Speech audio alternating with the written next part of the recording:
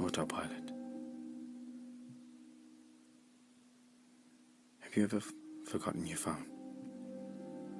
When did you realise you'd forgotten it? I'm guessing you didn't just smack your forehead and exclaim, "Damn," apropos of nothing.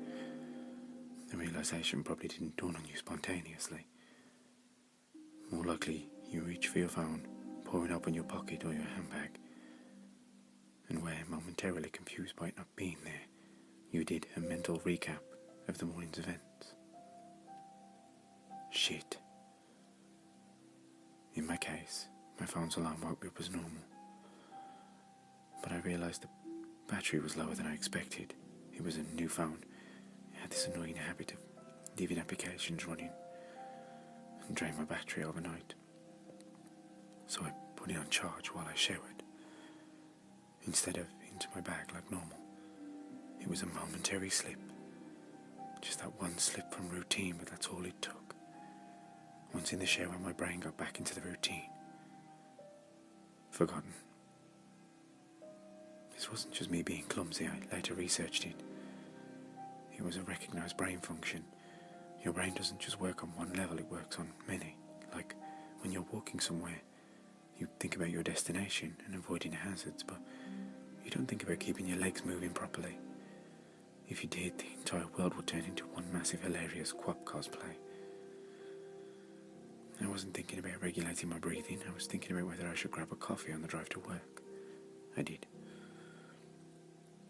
I wasn't thinking about moving my breakfast through my intestines, I was wondering whether I'd finish on time to pick up my daughter, Emily, from the nursery after work, or would I get stuck with another late fee?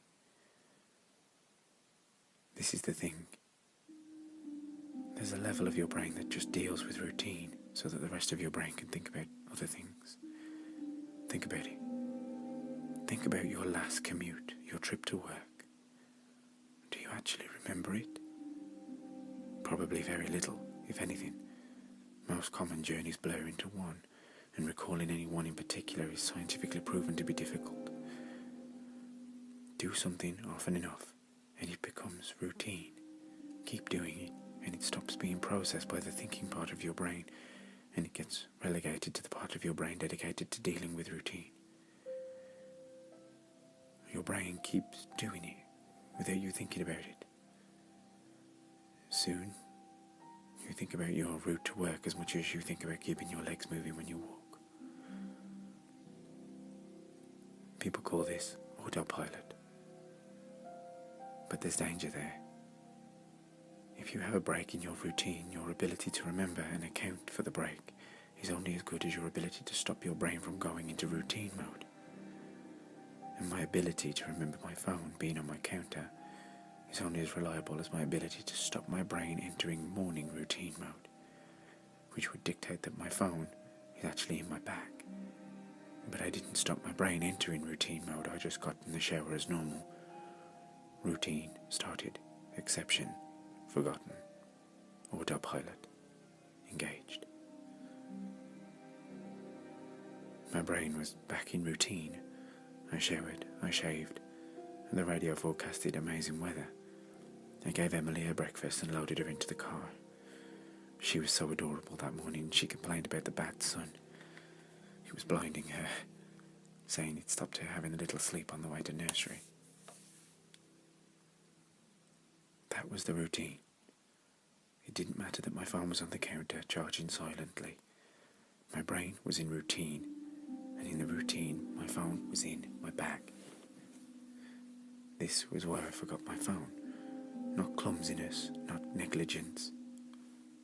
Nothing more than my brain entering routine mode and overwriting the exception. Autopilot engaged. I left for work. It was a sweltering hot day. The bad sun had been burning since before my traitorous absent phone woke me. The steering wheel was burning hot to the touch when I sat down. I heard Emily shift over behind my driver's seat, just to get out of the glare. I got to work, submitted my reports, attended my morning meeting. It's not until I took a quick coffee break and reached for my phone that my illusion was shattered. So I did my mental re-step. I remembered the dying battery, I remembered putting it on charge. I remember leaving it there. My phone was on the counter. Autopilot disengaged. Again, there lies the danger. Until you have that moment, the moment you reach for your phone and shatter the illusion, that part of the brain is still in routine mode. It has no reason to question the facts of the routine. That's why it's routine, the act of repetition. It's not as if one day you could say, why didn't you remember your phone? Didn't it occur to you? How could you forget? You must be negligent. This is missing the point. My brain was telling me the routine was completed as normal, despite the fact that it wasn't. It wasn't that I forgot my phone. According to my brain, according to the routine, my phone was in my bag. Why would I think to question it? Why would I check?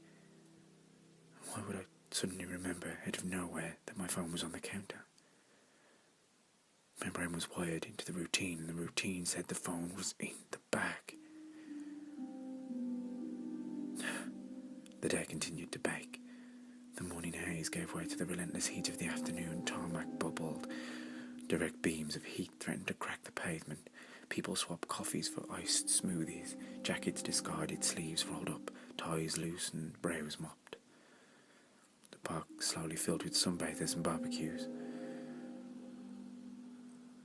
Window frames threatened to warp. The thermometer continued to swell. Thank fuck this office was air-conditioned. But as ever, the fairness of the day gave way to the cooler evening. Another day, another dollar. Still cursing myself for forgetting my phone, and drove home. The day's heat had baked inside the car, releasing horrible smells. When I arrived in the driveway, the stones crunching under my tyres, my wife greeted me at the door. Where's Emily? Fuck. As if the phone wasn't bad enough. After everything, I'd left Emily at the fucking nursery after all. I immediately sped back to the nursery. I got to the door and started practicing my excuses, wondering vainly if I could charm my way out of a late fee, and I saw a piece of paper stuck on the door. Due to vandalism overnight, please use side door. Today only. Overnight? What? The door was fine this morning. I froze. My knees shook. Vandals. A change in the routine. My phone was on the counter. It hadn't been there this morning. My phone was on the counter. I'd driven past because I was drinking coffee. I'd not dropped off Emily. My phone was on the counter. She moved her seat. I hadn't seen her in the mirror. My phone was on the counter. She'd fallen asleep in the bad sun. She didn't speak when I drove past her nursery. My phone was on the counter. She changed the routine. My phone was on the counter. She changed the routine and I'd forgotten to drop her off. My phone was on the counter. 9 hours. 9 hours. That baking sun. No air. No water. No power. No help. The heat. The steering wheel was hot to touch. That smell. I walked to the car door, numb, in shock. I opened the door. My phone was on the counter.